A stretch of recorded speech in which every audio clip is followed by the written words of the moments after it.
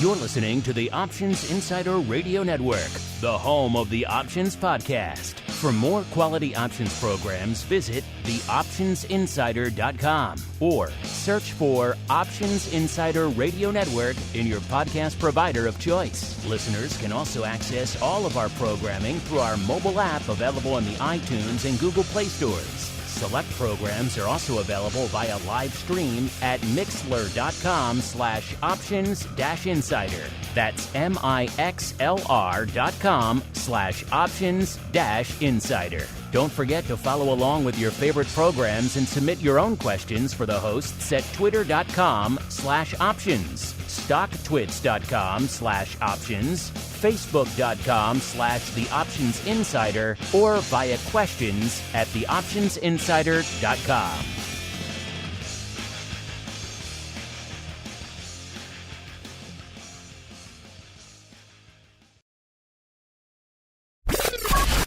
And now, it's time for the show that breaks down the options market from unusual activity alerts to market analysis, strategy overviews, listener questions, and much more. If it involves puts and calls, then our all-star panel will break it down. It's time to hit the Option Block with your host, Mark Longo from the Options Insider Media Group and co-hosts Uncle Mike TOSAW from St. Charles Wealth Management, Mark the Greasy Meatball Sebastian from OptionPit.com, Andrew the Rock Lobster Giovinazzi from OptionPit.com, and Henry the FLOWMASTer Schwartz from CBOE. The Option Block is brought to you by CBOE. CBOE's suite of S&P 500 index options, SPX and mini S&P 500 XSP options, allows traders to speculate on the direction of the market, generate income, and hedge for downside protection of their portfolio of stocks. No matter what kind of trader you are, there's plenty of useful information to take the guesswork out of creating your portfolio strategy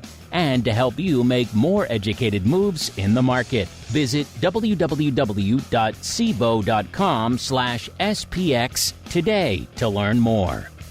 The views expressed herein are those of the speakers and do not necessarily reflect the views of CBOE Global Markets Incorporated or any of its subsidiaries, collectively CBOE. The information provided is for general education and information purposes only. There are important risks associated with transacting in any of the CBOE products or any of the digital assets discussed here. Before engaging in any transactions in those products or digital assets, it is important for market participants to carefully review the disclosures and disclaimers contained at www.cboe.com/US_disclaimers. These products and digital assets are complex and are suitable only for sophisticated market participants. These products involve the risk of loss, which can be substantial and, depending on the type of product, can exceed the amount of money deposited in establishing the position. Market participants should put at risk only funds they can afford to lose without affecting their lifestyle. And now, get ready to hit the Option Block. All right, everybody, that music means we are coming in hot here on a Thursday. It is noon Central. It is 1 p.m. Eastern. It is time for your bi-weekly options extravaganza known around the globe as the Option Block. My name, of course, Mark Longo from the THE, OptionsInsider.com.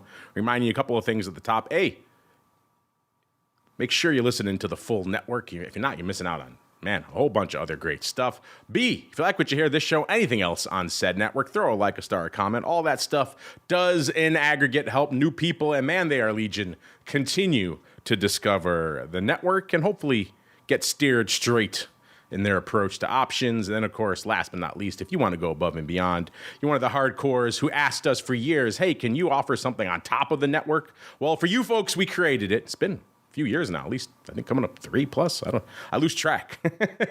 But the pro, theoptionsinsider.com/pro for you folks who need a little bit extra in your lives. We got it there for you.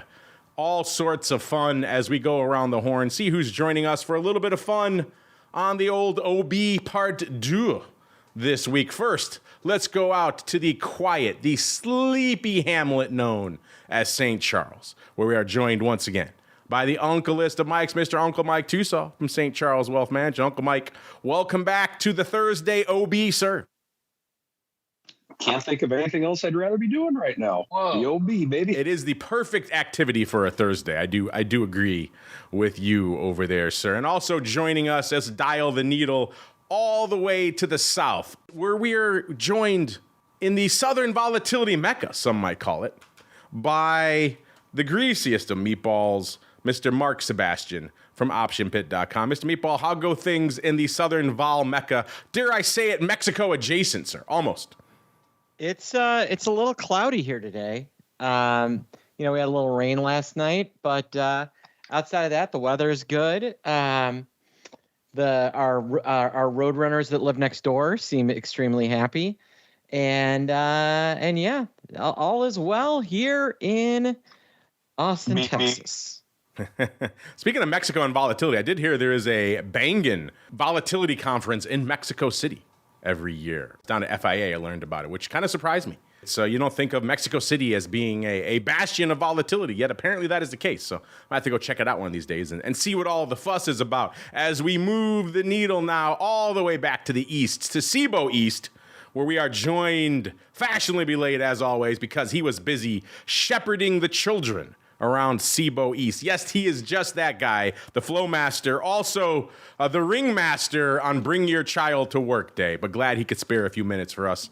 Mr. FLOWMASTER, how go things in CBOE East that is now overwhelmed with kids, I hear? Things are pretty good. Yes, I was nominated to be the coordinator for Bring Your Kid to Work Day by somebody. So I said yes, and we have about 38 kids in the office. We had actually a virtual tour of the trading of this SPX crowd from Chicago. And we actually had a pretty great game of Pit, which is like a trading card game, which Rob Hawking from CBOE Labs was like, okay, we're going to do this. And we had a Pit game with 30 kids in New York and about 40 in Lenexa and about 50 or so, actually maybe closer to 100 in Chicago.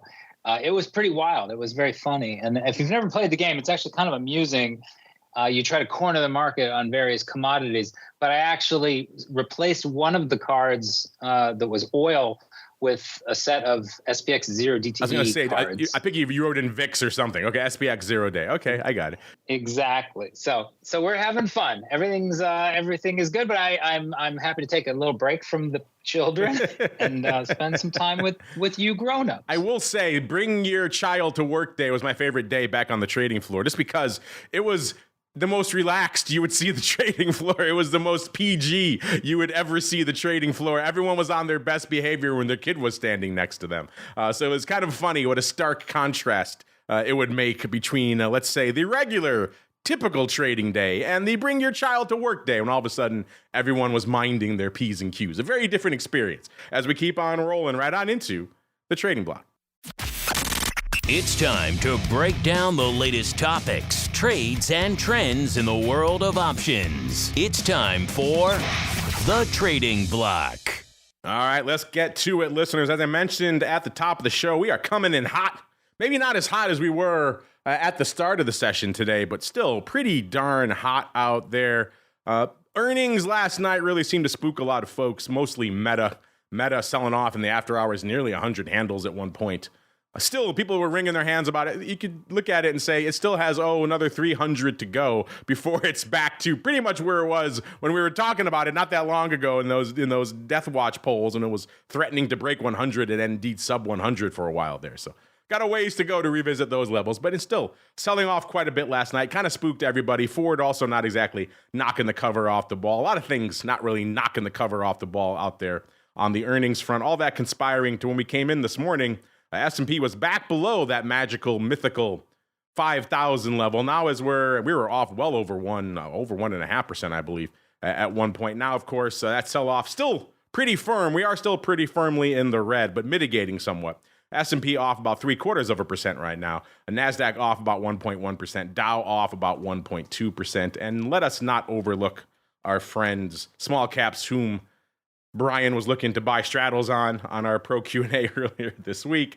Small caps off about 1.1% out there as well. So a hot start to the day. You know, we've been watching this for a while now. What does this mean when we threaten 5,000? When we break through it?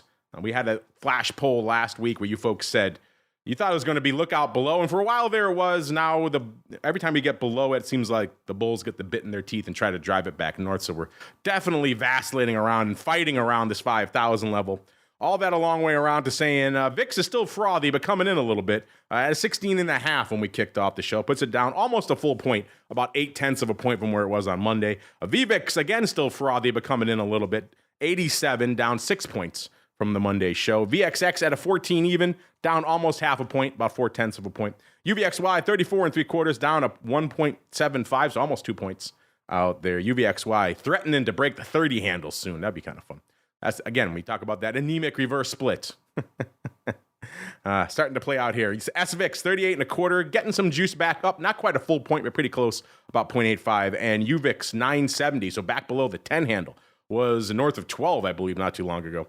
Down about almost 3/4 of a point, about 0.7 on the week. So a lot to unpack. Let's go around the horn, the opposite of the way we started. Let's go out to the land of the Pied Piper, a.k.a. CBOE East first.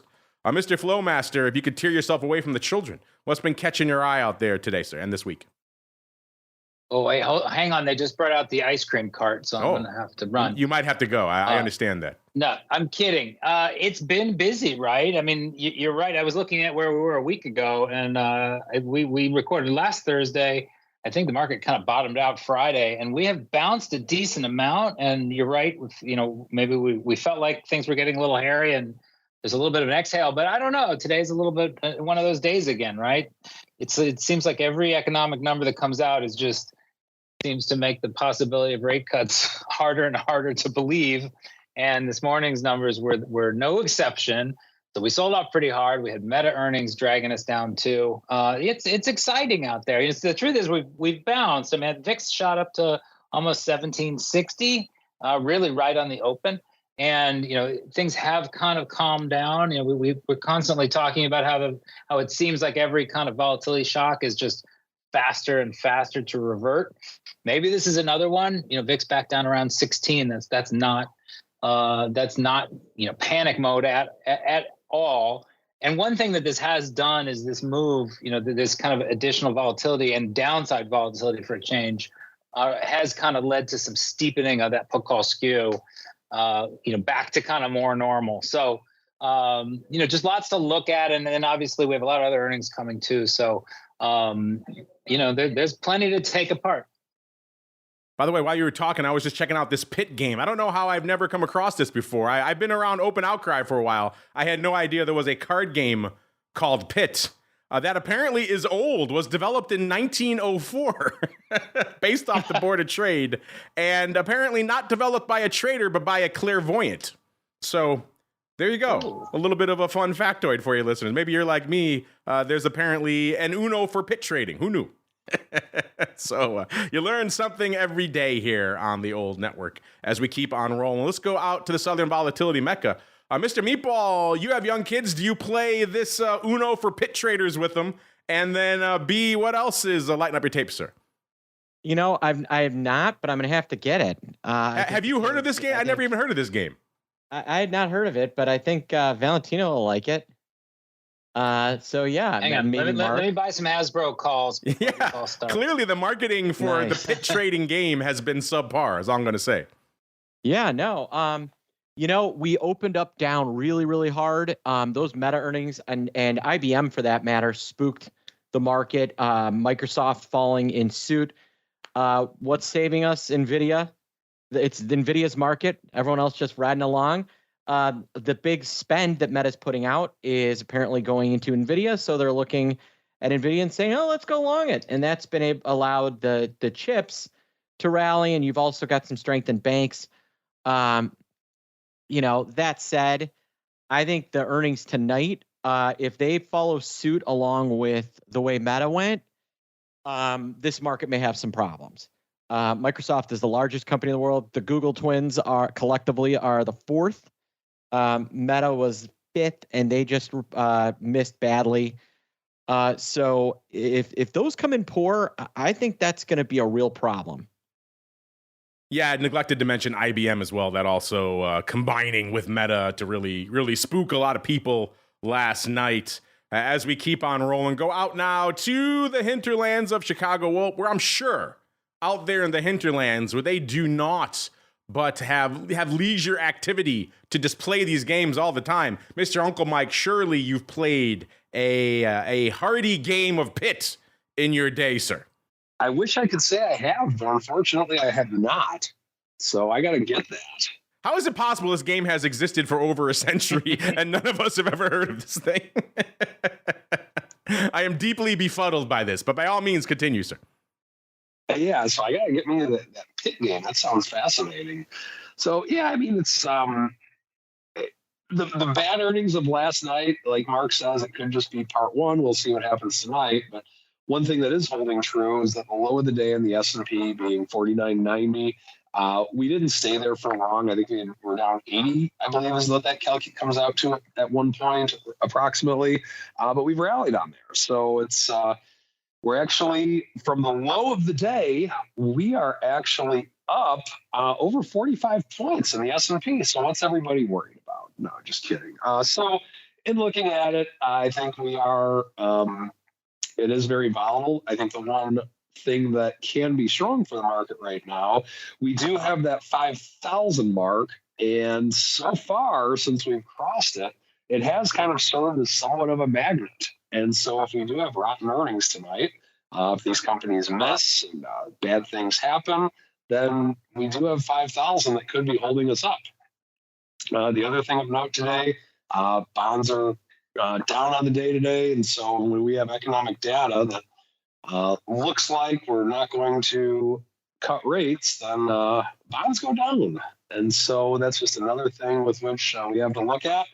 And, in terms of some of the individual names that are really catching my eye, IBM was definitely one that you don't see IBM moving like that very often. I mean, when I can't remember in the 1,300 episodes that we've done this show, I can't think of any where we've talked or we've opened the show with an IBM movement of 9% on the day because the market's freaking out. I mean, it's typically not an IBM type of thing. But we also do have NVIDIA. NVIDIA is up 3.5% on the day. Apple has been holding its ground. Apple is actually up slightly on the day. So we do have that as a good news thing for the bulls. JP Morgan, like Mark said, banks have been fairly strong through this. JP Morgan's not up to where its highs were before the earnings, but it has come back quite a bit from its lows. So it doesn't feel like we have a direction as of yet, but I agree with Mark in that tonight's earnings are going to be very important. They are indeed. Let's get out to the market, see what's important out there in the market today, shall we? Let's lighten it up from an overall volume perspective. Let's start in the vol space and move our way out. And indeed, I'm surprised that Henry didn't scratch out VIX on one of those pit cards out there. VIX right now actually looking pretty robust, as you might expect, given a day that started deeply in the red and now is rallying. By the way, is that not the reason why we have Uncle Mike on the show? He's the lone guy who would come in and say, actually, from the lows, we're up 30. That's just the perma bull in him. The die-in-the-wool optimist, you can't beat that out of him at the end of the day. That's why we need Uncle Mike here on the show at the end of the day. But is it optimistic out there in VIX options land? The answer is a resounding yes. Almost 500,000 contracts, 496. Now, it's maybe not the 1.1 million maybe you were expecting, given the blood red start of the day. Maybe if we had continued on that path and not maybe tried to rally a little bit, maybe that would have been the case. But right now, still looking pretty robust at almost 500,000 contracts. The ADV is 910. The big dog out there today looks like 71,000 of the May 36 calls going up for prices around 20 cents, including a massive block of 56,000 of them for 20 cents. May 36's, listeners. Are you a buyer or are you a seller at 36 cents? I am intrigued out there as we keep on rolling. SPY is off the hook, 5.33 million already. That's fully 1 million contracts more than we would expect this time of day. So SPY looking pretty robust. The ADV reflecting that 8.14 million out there. The S also looking pretty robust, 1.86 million out there. The ADV 3.19 million. So usually we expect the S to be at about 1.75 this time of day. So 1.86.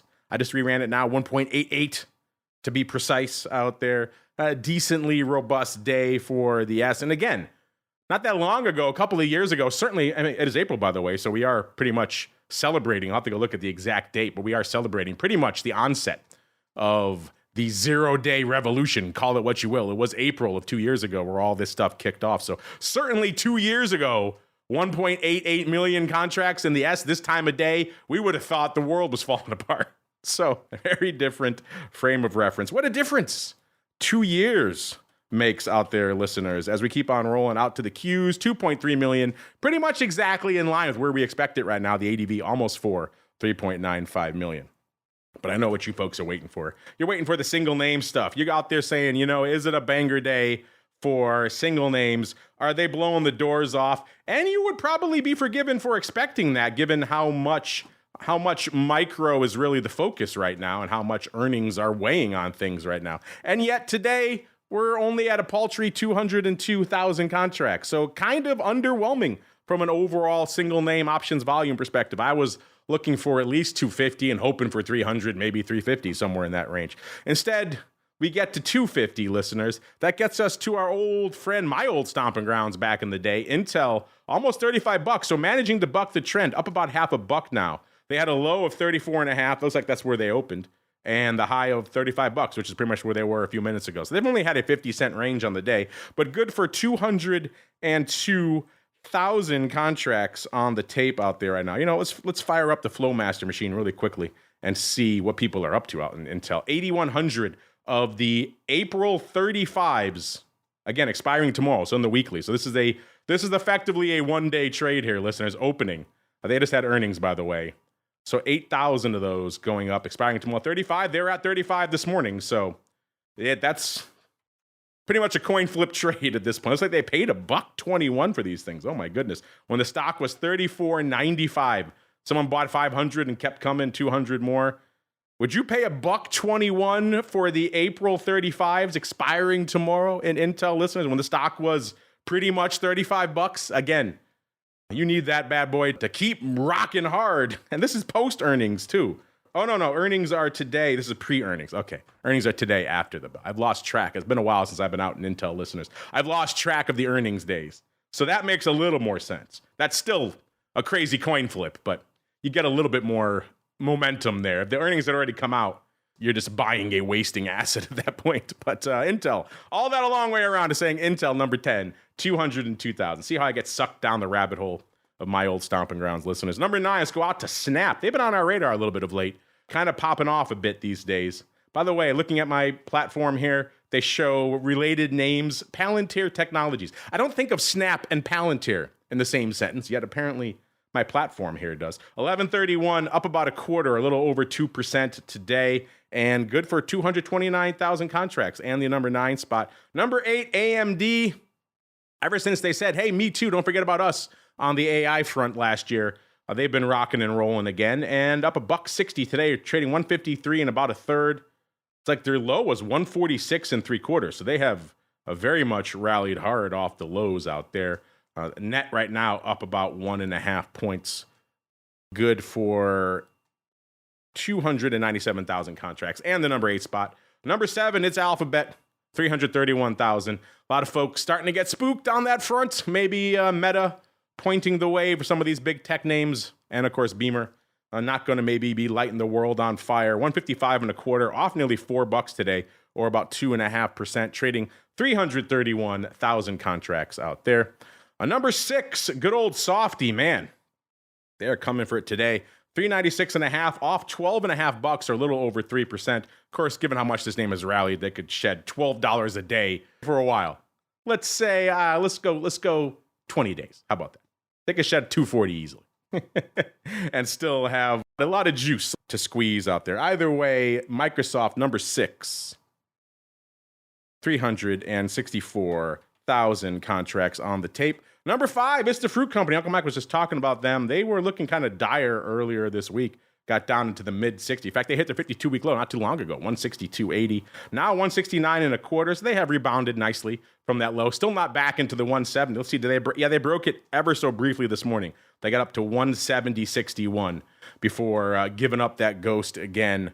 Good for number 5, 391,000 contracts.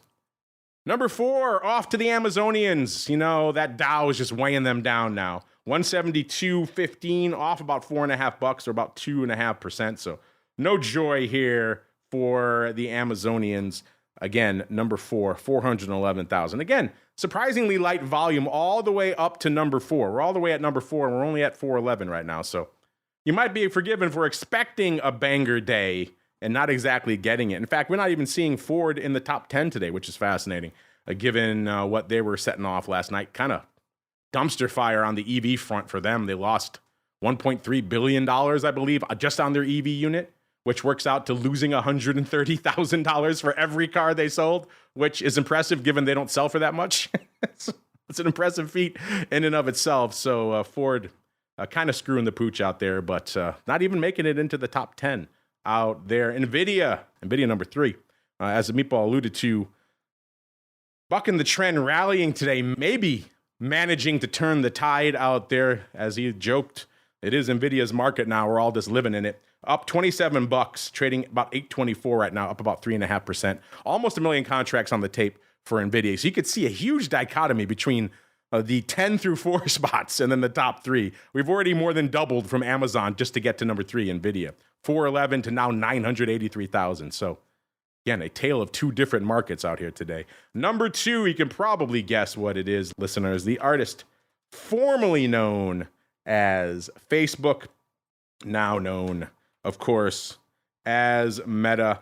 436.60 off, still about $56.50. It was off far more in the after hours. Looks like they crushed it down to about 414. It's at 437 right now. So it was threatening to be off almost 100 handles at one point. So that's a heck of a haircut off the top. Of course, I was joking earlier. They have rallied substantially from the sub 100 level they were at not too long ago. So they could take a $100 haircut for a few days in a row and still be up substantially from that level. But nonetheless, spooking a lot of people out there who have expected naught but green from these names. Number 2, 1.46 million. It's been a while since we've seen Meta putting up these kind of numbers out here. So fascinating stuff out there. But you know what the big dog is? Even on a banger week like this, where all sorts of other headlines are dominating, Tesla somehow manages to maintain the pole position. 1.8 million, closing in on 2 million contract. In fact, let's see. Let's re-rack it right now. Let's see if Tesla has gotten to that magical, mythical 2 million level since I've been talking. Nope, 1.84 million. So not putting up that much, but still 1.8 million when we ran these numbers a few minutes ago, listeners, and good for the number 1 spot. It's Tesla managing to rally right now, up $2.50, which is impressive given the broad sell-off. Also impressive given the dumpster fire numbers they had earlier this week. Talk about a spin job, huh? They screwed the pooch on everything, and yet they come out and said, we are going to double down, though, on this cheaper car everybody wants. And everyone's like, yay! They rallied the stock anyway, despite the fact that every metric they could show was pretty much worse than expected. But all that matters is the spin. They shouldn't call it earnings season, listeners. They should call it spin season. And they managed to spin effectively. So I tip my cap to them. They're almost 165 right now, up about 270 on the day. Of course, they got as low as about 138.80 not that long ago. So they've had a nice little rally from there, which was just earlier this week on Monday. So quite the rally from there. Can they maintain it? We shall see. Either way, earnings very much in the driver's seat right now, which, dare I say it, is refreshing.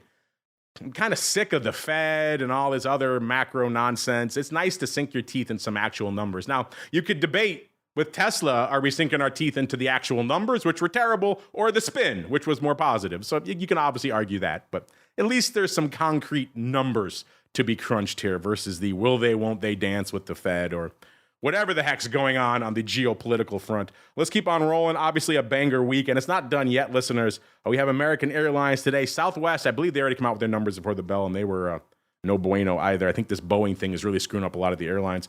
Good old Microsoft, talked about them already. Alphabet, Intel, Snap, and Roku.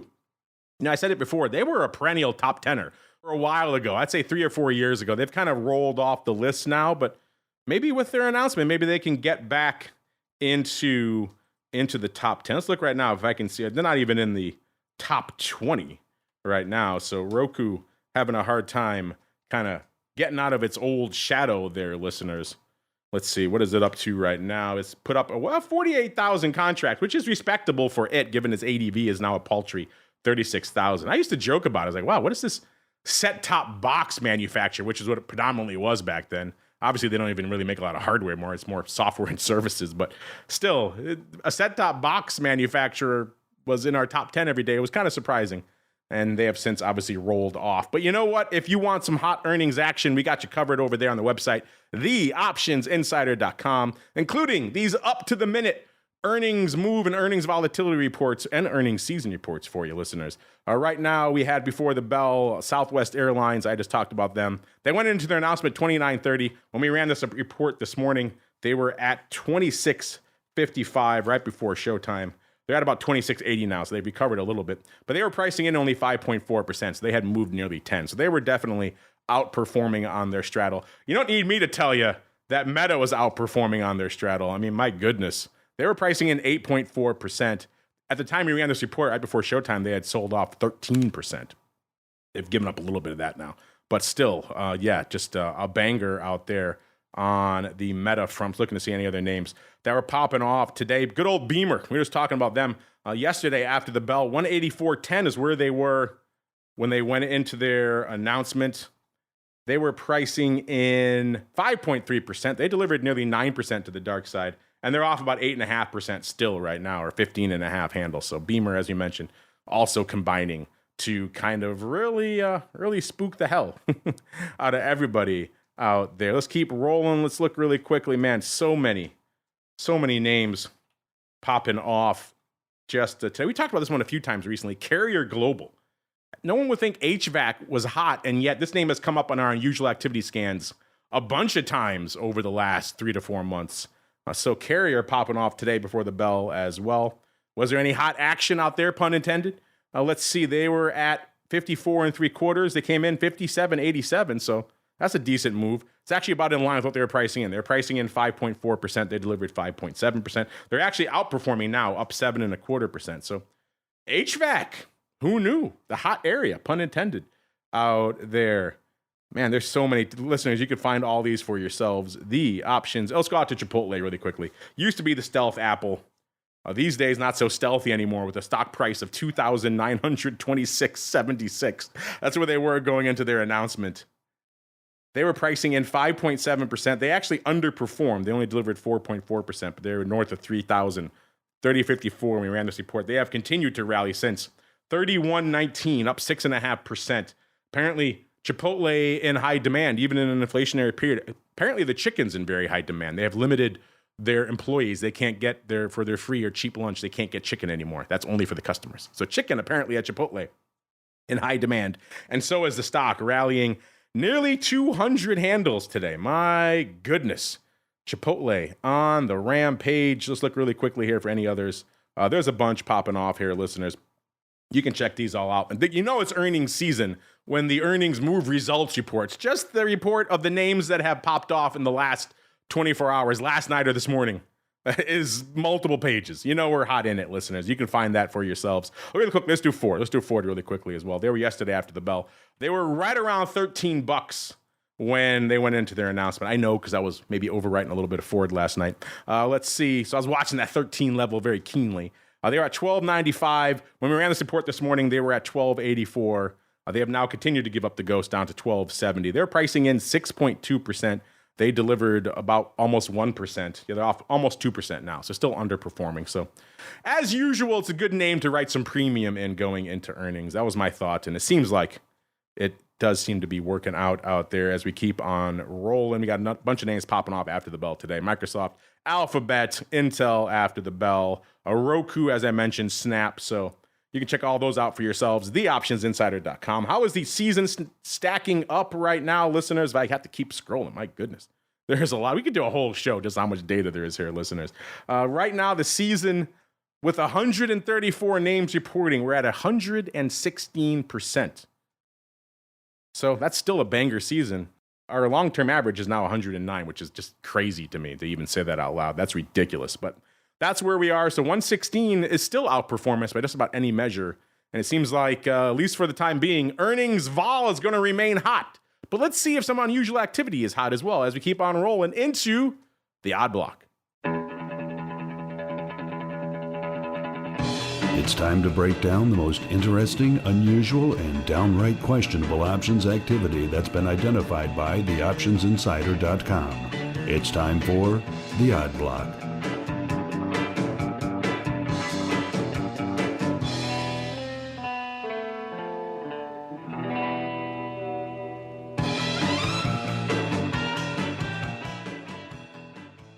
All right, everybody, time to get weird, time to get wild, time to unleash the Pied Piper of SIBO East. See what he has fixed his gaze on today. Let's start things off. A name we haven't talked about in detail. We did just mention him, I think, briefly last week, but outside of that, it's been a while. It's PepsiCo, ticker symbol PEP, P-E-P. Used to be right down the street over here as well. I believe they have moved, as everyone's moving out of our little area here around the studio. I'm not sure what that says, but PepsiCo, a ticker symbol PEP, 177 and 2/3 right now. Another name that's kind of bucking the trend, up about a quarter today. On the year, though, let's see how things have looked out there in the beverage landscape. And not great, off $12 or about 6 1/3%. The high came last May, almost $200, $196.88. The low was, looks like back in, again, Halloween of last year. So they have managed to maintain their rally from there. They got down to 155.83, even though they almost gave it all back in March. On March 5th, they got down to 162 again. So they've rallied 15 handles just from March 5th. They're 177 right now. So again, kind of glass half full. They've had a decent last almost 2 months out here. But that said, Mr. Flowmaster, what did your eye of the Pied Piper spot today out there? Someone thinking the party shall continue in PepsiCo, or is the doom nigh, sir? I think Pepsi's offices in Chicago are in the same building as the SIBO in the post office. Oh, they moved down the street. That's what they did. Yeah, because they were closer. Now they moved down where you guys are. That's true. Okay, so they're still around then. I take that back. Yeah. So this is just it actually showed up at the top of my trade of the day list for yesterday with a big win on 1,999 of the May 180 calls. Somebody paid 43 cents for them yesterday around 10-11 in the morning. Stock was 172.36. I looked for headlines. I don't see why the stock kind of rallied $5 over the rest of the day, but it did, even though SPX was relatively flat. They closed for $1.65, so that's a $240,000 winner. And Pepsi's still a little bit higher today. You know, we talk about these, and sometimes they do have a great first day, and then they don't get out, and then the stock kind of retraces. In this case, the stock's up another 27 cents, so 177.68. And I don't see them adjusting them, although I do see 21,000 of the April 26th 182 half calls. Those also look bought to open. So I don't know, somebody likes some Pepsi, and it's just a nice simple call buyer that worked very, very well in terms of leverage and direction, and kind of still seems to be working. And they actually close them, which is nice. They get points for actually taking the money off the table, as opposed to everyone else who rides things through expiration mysteriously, or they ride it right up to the moment it makes money, and then it plunges and they lose it all. We've seen that movie play out a million times. Mr. Meatball, PepsiCo, not really one we talk about that often here on the network. I'm curious if this one has come across your scans of late, and also what do you think about somebody actually making some money and taking it in PepsiCo, sir? Yeah, I mean, good job. Way to make money and way to close. That's the way you're supposed to trade. So excellent work. Congratulations. Congratulations indeed. You keep that money, as we keep on rolling. Let's go out. This is definitely a newcomer. I would remember this one. This is Geo Group Inc. This is why we bring the Flowmaster on, listeners, to find nuggets like this. Ticker symbol Geo. You might be saying, what does Geo Group do? Do they make maps? Are they invested in geography? No, they are a publicly traded company that invests in private prisons. So there you go, listeners. 1482 right now, off 26 cents. So not a great day, apparently, in the private prison sector. Is it a boom year, though, for private prisons? The answer is undoubtedly yes. Apparently, we were all hyped up about AI and all these other nonsense sectors. We should have all been dumping our money into private prisons because Geo Group on the rampage, as the kids say. It was trading $7.16 a year ago. It has more than doubled. It is up 765 on the year. In fact, it got up to, it's trading 1480, got up to almost $16. Actually, 1631. It did hit that back a few weeks ago on April 9th. So if you go from, you're about $7 to 16, it's up even more. It's given up a little bit off the highs, but still, apparently private prisons are where it's at, listeners. See, this is why you tune into the show every week, for nuggets, pearls of wisdom like that. I'm just trying to see what's going on. They had an analyst upgrade back in February. That helped boost them from $11 up to about 13 or 14. But still, man, bonkers. They're headquartered in Boca. Next time I go down to FIA Boca, I'm going to have to go knock on the headquarters of the GEO Group and say, what's the deal? What's going on out here in private prison? Speaking of that, what is the deal, Mr. Flowmaster? What paper did you spot in everyone's new favorite private prison's name, GEO Group? Yeah, I don't know if this is the most politically correct symbol to look at, but it's funny. It actually showed up on one machine. It looked actually kind of bullish, which is why I dug into it. We have 15,000 calls trading versus just 300 puts. So just that super high call to put ratio, usually it'll flag on somebody's bull scanner, because some people, the simplest way to look at things, they do a high put call for bearish and a high call put for bullish. But when I actually went and dug into this, almost all of that flow is in the May 10th, 15 calls. It does have earnings, I think, right around then. May 7th, I think, is when earnings are going to come out. And this is a call seller at the 15 strike. Stock's 1480 right now. Stock is had a good month. I think it's up about 30% in 6 weeks. So this just looks like, I would bet you either somebody's long the stock and they're very happy with those gains and they do not want to, they want to take a little delta off the table, or somebody else might be looking at it as just, a stock that might have something to kind of push it back down a little bit. So this is a bearish one. I don't know what I would do on it. It's the way that stocks trade nowadays. I'm terrified to short anything. But it's a bearish sign. It's just a simple call seller, but they're definitely looking at earnings and they're only 20 cents out of the money. They got 50 cents for these. I don't hate them. I definitely don't fault this person for wanting to take some deltas off the table. This thing's been pretty much doubled over the past year. I definitely don't hate this one. These are the May 15s for prices around 50 cents, listeners. Mr. Meatball, unless you're really going far afield with some of your scans, I'm going to guess you probably haven't been talking about GEO Group of late. What are your thoughts on apparently there are fortunes to be made in the private prison sector and the fact that somebody is deciding to take some of that money off the table, sir? Yeah, interesting play. They're looking for income against this position. Apparently they don't expect very much on earnings. With this pretty aggressive call shorting. So go GEO. Wait, were these a buy or a sell, Henry? I'm actually. It's a seller. Are you sure? I know that 50 cent one looks like a buyer, but it's all. I think they were selling it. I'm pretty sure it's all traded. I'm looking at the flow from this morning. They started buying it at like 20 minutes after the bell in small increments, and at the time the market was 40.45. Were they offered out and the market makers lifted it? Is that what happened? Yeah, okay. Because I can see in that open close data shows customer seller, the SIBO stuff, at least 1,500 of them just before 10 a.m. Okay. So yeah, I mean, it's an income play. I do like it.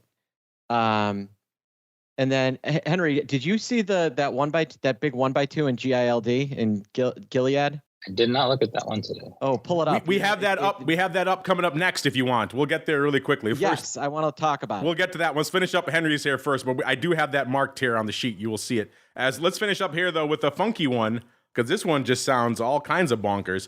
This is Peloton. We just talked about them recently on Oddities, listeners. As you'll recall, we had a listener writing in when the stock was around 3.5, wondering if he should sell. I think they were the June 3 puts for around 30 cents. So he was getting in the ballpark of 10% for those. Obviously, the stock has since sold off pretty aggressively. It sold off 50 cents almost instantly, so got down to that strike. I never heard back. I'll have to see if that listener did sell those puts or not. Either way, 30 cents, he's still looking good. He's in for 270 if that's the case. The stock actually managing to rally today up to about $3. It's pretty much at the 52-week low. In fact, looks like it was there this morning, 291, set a new low. So kind of a rough time. But Mr. Flowmaster, I had to read your thing here twice to make sure I read the strikes correctly. Am I seeing this correctly? Someone bought the 7-10 December vertical. Is that what you found?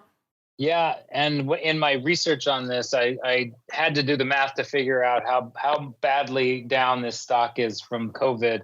It's down 98%. It was at 167 briefly in 2021. It's at $3 now, and I do own some that I have taken a bath on. But maybe somebody thinks there's going to be maybe somebody's a believer. So yeah, it was a 20,000 lot buyer, the D710 call spread. They paid 28 cents. And you can actually look through the trade history. It's easy to see in Trade Alert to see when the 10s were opened, because the 7s are definitely opening today, but the 10s are not. And you can see the 10 calls were bought in a straight outright buy on February 28th, and then also on March 1st, around $1.05-ish. Stock was $1 higher then. So they're laying out more money to take these calls, which are a mile away, and make them a little bit more possible. It is December, right? They got 6 months, 7 months for this to work out, 8 months even. So maybe somebody thinks we'll get a bounce, or I don't know, maybe there'll be some other pandemic that'll give Peloton a pop. But just it's always important to look at structures, right? Call spreads and put spreads. Some are pretty hard to make sense of, but some of them are pretty easy. In this case, it was easy to see what it was, and then back up a few steps and try to figure out if it's an adjustment of an existing trade. And that's what this one is. But it's definitely a bullish sign in Peloton. I mean, it's one of these names that's down so much. Yes, it could go all the way to zero, but it's so beaten up that, maybe somebody wants to have a decent position out there in case we get a bounce. Even still, when they were buying the 10s, they were still ridiculously out of the money. They paid $1 for those things. My goodness. So they were, you could already argue when the stock was around $4.50, paying $1 for the D10s was still pretty ridiculous. Good thing Alex wasn't here for that one. He would be very offended. And rolling them now to the 7s, I guess a little bit of a capitulation there, but funky stuff. Mr. Meatball, if you have any thoughts on this kind of still ridiculous paper in Peloton, then speaking of ridiculous paper, this one came across our radar today as well. This is, of course, Gilead, a massive 1x2 put spread. Don't see those too often. You want to walk us through that as well? Have at it, sir. Yeah, the Peloton is just throwing bad money after bad. I think they're going the way of the dodo, or maybe not the way of the dodo, but they'll be acquired by somebody. It doesn't really make sense, the current business model. We've actually seen, Mark, I wanted to talk about these because we've seen this trade in some of these medical stocks a few times. So ahead of Boston Scientific, traders were buying the 67.72.5 1x2 and the 70.75 1x2, both call spreads. And that was the day before earnings. And lo and behold, Boston Scientific's pops. Here we have in Gilead, GILD, a trader doing the opposite. They have bought, and let me load up the exact size. They have bought about 20, it is, the biggest trade was 8,500 by 17,000, but they've done a total of 12 by 24, buying 12,000 to open of the 66 puts, which are 50 cents in the money, selling 24,000 of the 62 puts. So this is a 1x2. They're basically looking for it to drop toward, perfect world. They want it to be 62.01. So they are, Gilead's down about $1.50 right now, $1.60. They're looking for more downside in that one coming out of earnings, which are tonight. So this is a timely trade, to say the least. Very timely, Mr. Flowmaster. So this one came across our radar. I'm curious what you think. We don't see a ton of size put 1x2s. I don't know why. They can be a very useful structure, but we don't see a ton of them. What are your thoughts out here on this 66-62 sizable put 1x2 and everyone's favorite Gilead? It is definitely an interesting one, especially because a lot of times we see these ratio spreads and they go further out of the money. This one looks like somebody really has a pretty specific scenario in mind, and it's for that stock to get down about $3 or $4 from here. Good size trade. I mean, I like 1x2s, except that the marks can be pretty scary, right? As you start to go towards the direction you want, that the one that you're short, twice as many of them really can start to blow up, and it gets terrifying. So we don't see it as much. It's very easy to lay it on paper and say, well, this is great. I'll make this much, get down to the 62 level, and then my break evens, around 60, around 58. I can handle that. But the problem is as you start to sell off the side that you were short several of, really can start to get some value and just make the trade look pretty bad, even though the scenario hasn't really changed. So I think it's a pretty aggressive way to put in a position too. It is interesting, listeners. Fascinating stuff. We'll keep an eye on all of this as it's time for us to roll on into our final segment. It is time to go around the block. It's time to tell you what we'll be watching on our trading screens until the next episode. It's time for Around the Block. All right, everybody, welcome to Around the Block, the portion of the show where we tell you what we're keeping an eye on for the rest of the week into the weekend. We also catch up on some of your feedback on some of our questions of the week out there. Mr. Uncle Mike, I'll start with you because we got some questions for you out here. First off, what are you keeping an eye on until the Monday episode? And then B, we have two very timely questions of the week that are kind of going simultaneous right now. We're doubling up this week. First off, everyone's all a buzz about the notion of trading stocks 24/7, SEC considering it, NYSE polling their members about it. So we went out to our audience very simply and asked them, do you think stocks should trade 24 hours a day? Yes or no? Very simple.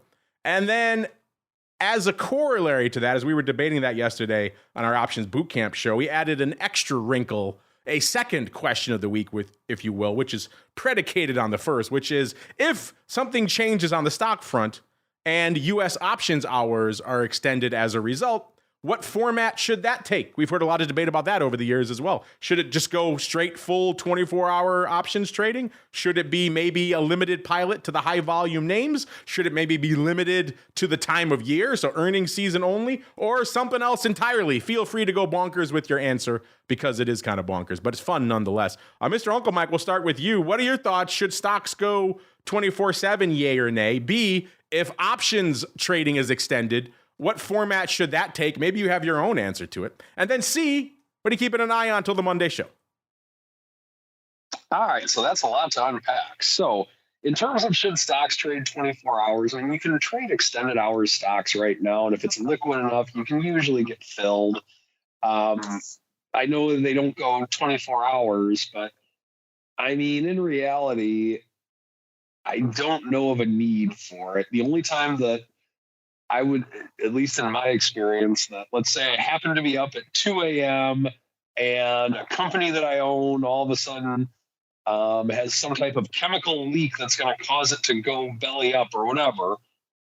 Unless something like that happens, I personally would not have a need for it or a want for it. I struggle enough personally with looking at futures quotes at 10 at night or whatever, when I'm supposed to be getting ready to go to bed, hanging out with my family or whatever. I just think for the good of all humanity, let's not go 24 hours. If we have a major world event and you need to hedge your market portfolio, we have futures for that. And even the futures are not very liquid. So I would say let's not do it. If we did do it, would we want to have options? I think we would have to have options 24 hours if we were having stocks 24 hours. But once again, the liquidity is not going to be that great.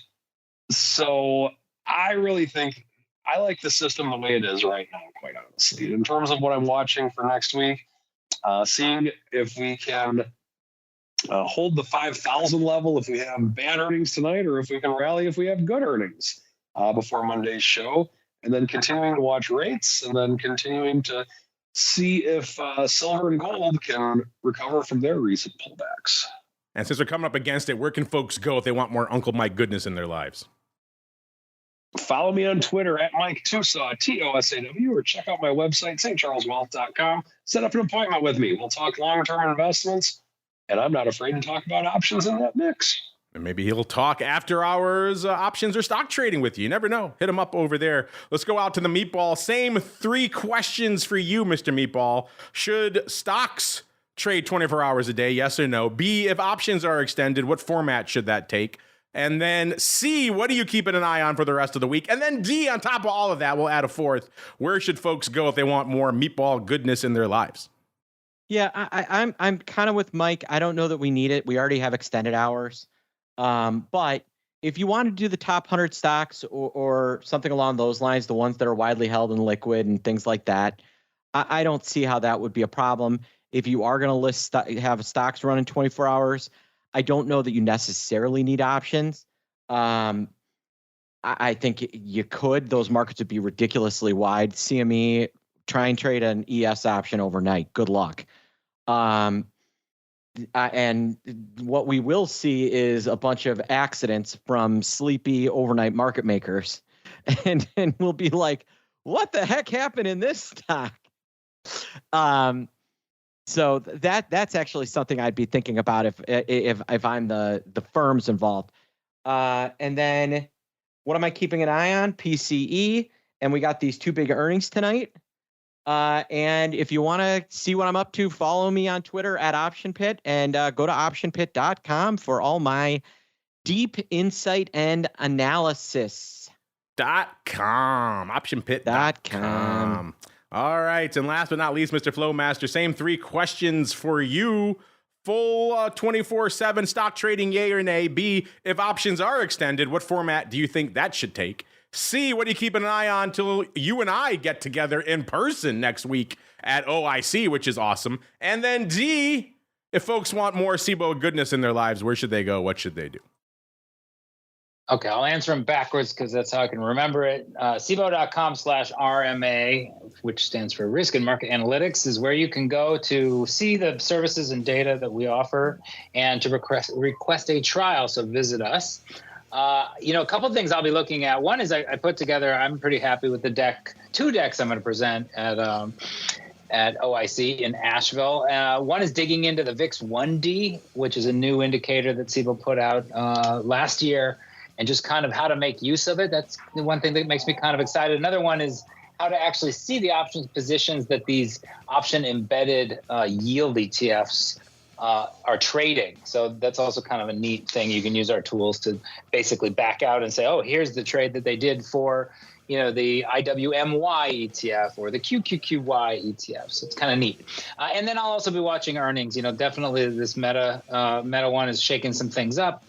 There's big movers, when you do /mover in Trade Alert, it's a busy day when the top 10 lists are all like well into the double digits. I get to see some names that are up 25 to 37% today, and then a bunch that are down 18, 19, 16%. So, including Harley Davidson, that one's down 16% after earnings. So lots to look at, and I'm excited to see you down at OIC. Yeah, we'll do this dance in person next week, which should be fun, listeners. So look forward to a live and in person, at least for half of the show next week. Myself and the Flowmaster will be down at OIC. I'll see if I can make it into his sessions as well, so I can boo and hiss and throw tomatoes at him. That'll be me in the back of the room, Henry, just booing loudly. So if you're wondering who's doing that, that will be me. In the meantime, listeners, you can check out all those goodies for yourselves. CBOE.com/RMA. Before we get out of here, let's reveal what you folks have on the brain for all these questions of the week right now. And right now, that's why I love our audience. We speak to the bleeding edge folks. So you might assume, oh, they want all of it. Gimme 24/7. No, you are a deeply thoughtful and considerate bunch, because 72.3% of you right now say no, you don't want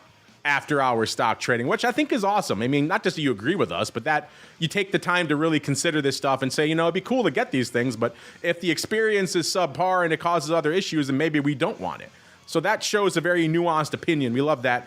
27.7% say yes. We like you folks too. Don't worry about it. And if options do get extended, what format should it take? It's ticking on me right now as we speak. Let's lock it in here. 52.6% of you say options should go full 24 hours a day. If that's going to be the case, 36.8% saying high volume names only, and then a tie 5.3% each for earnings season only, and other, which she wrote in for a bunch of others about how you don't want it. So I get that. That is going to do it for the option block today. Don't worry, though. If you want more in your lives, I'll be back post-haste with a little bit of the old TWIFO. So if you're hanging out in the pro, then just hang out. I'll be back in a little bit with This Week in Futures Options. Then, of course, back again tomorrow with Vol Views. Gonna add some fun stuff to Vol Views tomorrow. Those of you who've been asking for a little bit of international flavor on the Vol front, well, you're going to be happy campers tomorrow. What do I mean? Well, guess you got to tune into Volatility Views tomorrow to find out. After that, of course, one final time, exclusively for your pro folks, we're back again with Options Oddities. Then I'm back again on Monday here in the studio for the old OB before I head down to Asheville for OIC next week, where next Thursday I'll be seeing the FLOWMASTER in person. Should be fun. Until then, stay safe out there, everybody. The Option Block is brought to you by CBOE. CBOE's suite of S&P 500 index options, SPX and mini S&P 500 XSP options, allows traders to speculate on the direction of the market, generate income, and hedge for downside protection of their portfolio of stocks. No matter what kind of trader you are, there's plenty of useful information to take the guesswork out of creating your portfolio strategy and to help you make more educated moves in the market. Visit www.cboe.com/SPX today to learn more. The views expressed herein are those of the speakers and do not necessarily reflect the views of CBOE Global Markets Incorporated or any of its subsidiaries, collectively CBOE. The information provided is for general education and information purposes only. There are important risks associated with transacting in any of the CBOE products or any of the digital assets discussed here. Before engaging in any transactions in those products or digital assets, it is important for market participants to carefully review the disclosures and disclaimers contained at www.cboe.com/US_disclaimers. These products and digital assets are complex and are suitable only for sophisticated market participants. These products involve the risk of loss, which can be substantial and, depending on the type of product, can exceed the amount of money deposited in establishing the position. Market participants should put at risk only funds they can afford to lose without affecting their lifestyle. You're listening to the Options Insider Radio Network, the home of the Options Podcast. For more quality options programs, visit theoptionsinsider.com or search for Options Insider Radio Network in your podcast provider of choice. Listeners can also access all of our programming through our mobile app available in the iTunes and Google Play stores. Select programs are also available via live stream at mixlr.com/options-insider. That's mixlr.com/options-insider. Don't forget to follow along with your favorite programs and submit your own questions for the hosts at twitter.com/options, stocktwits.com/options, facebook.com/theoptionsinsider, or via questions at theoptionsinsider.com.